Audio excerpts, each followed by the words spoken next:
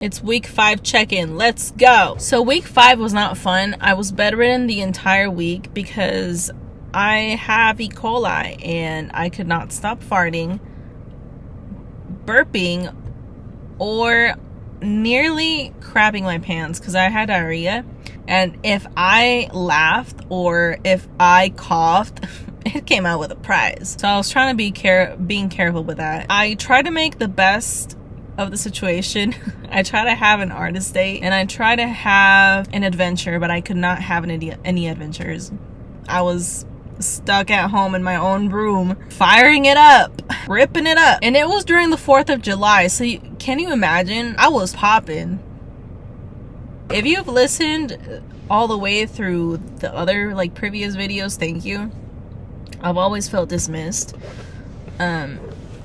as a person, nobody cares what I have to say, but I don't want to get too much into that topic because it's kind of sensitive, and I want to just share with you what I wrote for week 5 because I had nothing to do other than burping and farting. I did write a lot, and I didn't go to work either. I missed the whole paycheck because I could not get my stomach to calm down. I'm trying to save up money for some trips that I want to take on later in August and September. Those 2 months are very important to me. I'm just hoping that I can get through this thing first. So in week 5, there was an exercise. I was supposed to speed write, and I tried to do the best that I could, but I'm just gonna share with you a couple that I wrote. It's just a wish list of the things that I wish upon. And on July 4th, I wrote, I wish to learn how to ice skate. I wish to travel to New York City on September 11th through the 13th. 16, I wish to not be so angry towards my parents because I hold resentment, and I'm trying to work on that. I wish to sing with a better vocal technique. I've been diligently working on vocal exercises by Jacob's Vocal Academy. And I've been a fan of their channel since 2018 when I first started, because I used to have this this freelance vocal coach, and what ticked me off was that she charged me $100 just for her to get me to do vocal exercises from Spotify accounts. That pissed me off because how are you going to be my vocal coach and then use somebody else's resources as your own? Because I went into her business at that time, and I expected her to teach me her techniques, her vocal techniques, because she has a great voice. And I go in there, and she asked me, what do you want to work on? So I said, higher notes. And she turns on the Spotify app and tells me to follow the vocal exercises from the Spotify playlist. And I'm like, you're charging me $100 just for you to make me do vocal exercises on Spotify, which I can easily do on my own. Sure, your guidance is helpful, but at the same time, you are using somebody else's resources. So I kind of gave up on her and her idea to want to manage me, because Forbidden Joys exercise. List 10 things you would love to do but are not allowed to. Number 2, move out of the house alone without parents and into a new home that I can call my own. Another thing that I would love to do but I'm not allowed to is tarot readings. First of all, I don't even know how to do a tarot reading. It's just my mom's like, that's the thing with the devil. And I say, oh, word, you married one. Number 5, just kidding, week 5, task 3. I wrote, my imaginary lives would be a police officer, accountant, a firefighter, or a bus driver, or a zookeeper. But Honestly, for imaginary lives, it was hard to think about an imaginary life because I don't have an actual life. I work 40-hour shift. Oh no, I work 40 hours a week, 10-hour shifts. I wake up at 5 in the morning, and then I get home at 6 o'clock in the afternoon. And by that time, my life is gone for the day. So I don't have anything to do, and my feet hurt by the time I get home. I don't want to do anything. I just want to sleep. I just want to lay down at least. It says, one more time, list 5 imaginary lives. Have they changed? Yes. Are you doing more parts of them? No, because I work, ma'am. I don't think I've gathered the images of... I think I have, actually. I'll share it. I'll edit it here. So I thought about being a fashion designer, librarian, I don't know, librarian, animal shelter person, tarot reader, bus driver, accountant, baddie, because I graduated from business administration and I like accounting, I like numbers, firefighter, I love fire, police officer, kickboxer, guitarist, baddie, computer programmer, and a dancer, which I hope I can become a good dancer in college. We'll see. I would love to drive the small bus. I'd have to learn all the stops and learn how to lock and unlock the wheelchair spot. Know the weight of the bus so I can make a stop without sending people flying to the front. Imagine I just stop and like... So for week 1, my imaginary lives were tap dancer, computer programmer, guitarist, tarot reader, and kickboxer. Week 5, the 4th task, it's asking if I was 20 and I had money, what adventures would I take? If I was in my early 20s again, I would travel to Los Angeles, LA. Again, like I did in 2019. I wanted to stay longer, and I wouldn't want phone calls from anyone, just my thoughts and I. Because it would be really cool to get lost in a city that you don't know, and then you just roam around and watch people behave. That would be really cool, to just watch people and like observe human nature and just wonder where one person is going and where one other vehicle is going. Like, because I've seen that video where like it's a whole traffic jam and one car, there's a description on top of the car and it reads going to the hospital. The other car is like going to graduation. The other car behind it is like waiting to pick up someone at the airport. Really cool perspective to look at life. If I were 20, I would have money to pay my college tuition to study at Berklee College of Music, because I've always wanted to study music at Berklee College of Music. Specifically focus on piano performance and possibly just music composition. That's what I've always wanted to study, and I don't even know why like my life unfolded like that, but I'm glad that I have had lessons in life to where I am able to say like, oh, I'm glad I went through this because I learned this and that.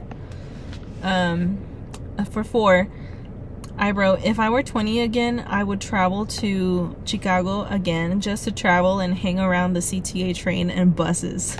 I traveled to Chicago just for that. Sorry, Chicago, because apparently if I say Chicago to an English speaker, they're gonna be like, what? Because even if I tell like a Spanish speaker like, oh, Chicago, they're like, you meant, so this isn't Chicago? I'm like, I want to throat punch you because you knew what I meant and you're trying to bring in that little... Anyway, there's people like that in the Spanish speaking community. If I was in my 20s, I would travel to New York City and get to know the environment, the New Yorkers, the fine arts, nature, and everyone and everything. I've seen videos where people who have a problem with the New Yorker just puts them in their place. It's like the funniest thing. Like, you cannot mess with a New Yorker, especially if they have Italian heritage. Like, it's game over for you, son. I love the New York accent. It's so nice. It's so intriguing to me, and I just enjoy cultures and ethnicities and learning about the world and what people think, even if their points of view are as like different from mine. It's so interesting because you can't always have it your way. You have to learn from other people, and then you just take the good things. You don't necessarily have to take the bad things. For week 5, task 4, if I was 20 and had money, I would go to Sacramento, California, and I would have gone to meet Miss Rachel Lillis at Sac Anime on January 4th through the 6th. I was 22 in 2019, and it would have been super lovely to have met her. I'm sure I would have asked for a photo or an audio recording, and I wrote that she is my creative idol and I love her and will forever. Task number 8. It says, honestly, my favorite creative block is ... Task 8. I said I indulge in social media, particularly on TikTok and YouTube, trying to find my inspiration, and often times than not, I will spend hours listening to Miss Laura Branigan and watching her interviews. Learning about her is my favorite thing to do. However, I wouldn't call that a creative block, more like a learning time. I respect her so much. She is someone who I respect so much, admire, and truly admire. If she was here, I'd gift her flowers. I will go to war for her. I'd do anything for her. Anything for Miss Laura. And then this is me. This is me laying down in bed. And then this is, guess, a bit of clip of Miss Laura Branigan performing. I wrote on the little bubble, I said, I love you. Week 5, you're talking to a tourist. Is every moves among the purists. Number 2, did you do your artist date this week? No, Mrs. Cameron, because nothing. I forgot that I had watched the movie Flashdance, and I also colored in my Pokemon coloring book, and I had a lot of free time, so I think I also watched a episode from Pokemon. I can't remember which one. I was delirious with fever, so I don't remember what I did exactly.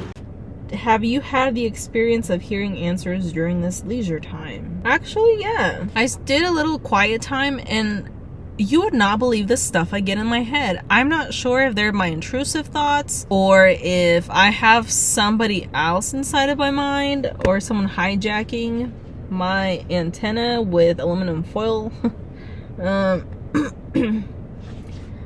I have been thinking about tap dancing a lot. Like, I've been watching videos of specifically a biography, Gene Kelly biography. I've been interested in him specifically because of Madonna's song Vogue, and I've heard that song for like the longest time. I've been leaning more towards the 1940s drama and flair of expressing yourself on stage, kind of like Miss Rita Hayworth and Mr. Gene Kelly. I've been leaning more now to the 1940s era of music, and then just keeping the dramatic 80s soft rock. That's a combo because I'm very dramatic, and that's okay.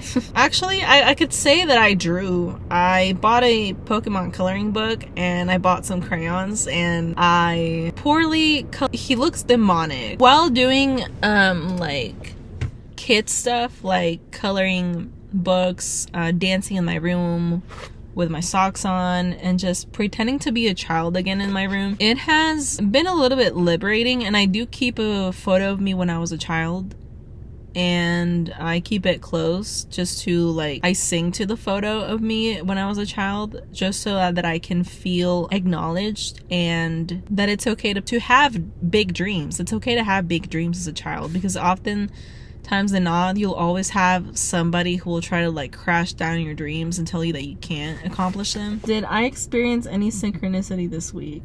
What was it? I think I wrote down a couple of synchronicities. I feel like sometimes songs will tell me things that I need to know, or just tell me or remind me of things. I have a list of the synchronicities. I've been seeing the number 9/11 frequently now, and I thought it was because that's my uncle's birthday, 9/11. Apparently 9/11 is related to Archangel Michael, and Archangel Michael has been, I forgot that I lit a candle for him because I like him. Because honestly, I like Archangel Michael. He's very cool, and he's also very authoritative, kind of like a police officer. And I've been seeing 9/11 frequently, and it says right here 9/11 appeared frequently after I had lit a candle for Archangel Michael. Another synchronicity was that I did a vocal workout, and it was a video that was 22 minutes and 33 minutes long. How much I want to be signed to a record label. I felt buzzing on my forehead at 11:26, which is my birthday, November 26th. The last one, it says at 5:55 p.m., songs reminiscent of past emotional connection played right after being seen by a certain somebody. Week 6 is coming up, and then I have 6 more weeks to go because it's 12 weeks. I'm on week 6 now. Yeah! I hope I can smile for next week.